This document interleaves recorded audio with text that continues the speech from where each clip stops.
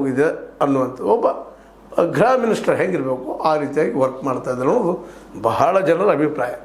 ಅದೇನೋ ಇರಲಿ, ಈಗಂತೂ ಸ್ಪಷ್ಟವಾಗಿ ಹೀಗೆ ಬರುವಂಥದ್ದು ಏನಪ್ಪ ಅಂತಂದ್ರೆ RSS ಏನು ಬೆಳಗಾವಿಯಲ್ಲಿ ಪಥಸಂಚಲನ ಮಾಡೋದಾದ್ರೆ ಪರ್ಮಿಷನ್ ತಗೋಬೇಕಾಗ್ತದೆ, ಕೊಡೋದು ಬಿಡೋದು ಸರ್ಕಾರಕ್ಕೆ ಬಿಟ್ಟ ವಿಷಯ.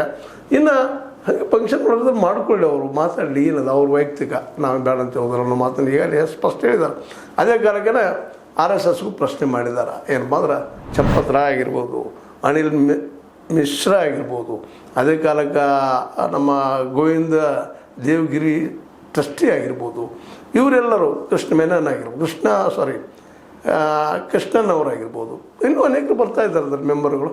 ಅವರು ಏನಪ್ಪ ಅಂತಂದ್ರೆ ಇದಕ್ಕೆ ಉತ್ತರವನ್ನು ಹುಡುಕಬೇಕಾಗಿದೆ. ಅದಕ್ಕಿಂತ ಮುಖ್ಯವಾಗಿ ಮೋದಿಜಿಯವರೆಲ್ಲ ಕ್ರೆಡಿಟ್ ತೊಗೊಂಡಾಗ ಅದರದ ಒಳಗಿನ ಸತ್ಯಾಸತ್ಯತೆಯನ್ನು ಜನರಿಗೆ ತಿಳಿಸ್ಬೇಕಾಗಿದ್ದ ಕರ್ತವ್ಯನೂ ಹೌದು ಅಂತೇಳಿ.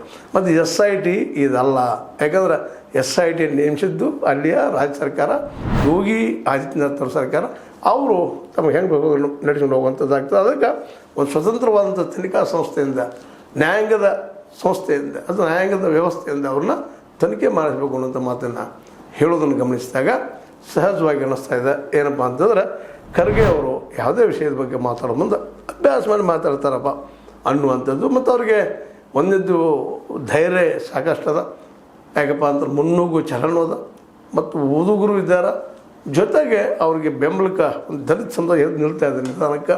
ಹೀಗಾಗಿ ದಲಿತಂದು ನಾವು ಹೇಳೋಕ್ಕಿದ್ರು ಒಬ್ಬ ಬುದ್ಧಿವಂತರಪ್ಪ ಇವರು ಖರ್ಗೆ ಅವರು, ಒಂದು ಹೋರಾಟಗಾರರಿದ್ದಾರಪ್ಪ, ಇವ್ರಲ್ಲಂಥ ಶಕ್ತಿ ಅದ. ಇವ್ರ ತಂದೆ ಸರಿಯಾಗಿ ಇವ್ರನ್ನ ಮೌಲ್ಡ್ ಮಾಡಿ ತಯಾರು ಮಾಡಿದ್ದಾರೆ ಮತ್ತು ಒಳ್ಳೆಯ ವಾಕ್ಚಾತುರ್ಯ ಅವರೆಲ್ಲದ. ಹೀಗಾಗಿ ಮುಂಬರುವ ದಿನಗಳಲ್ಲಿ ಈ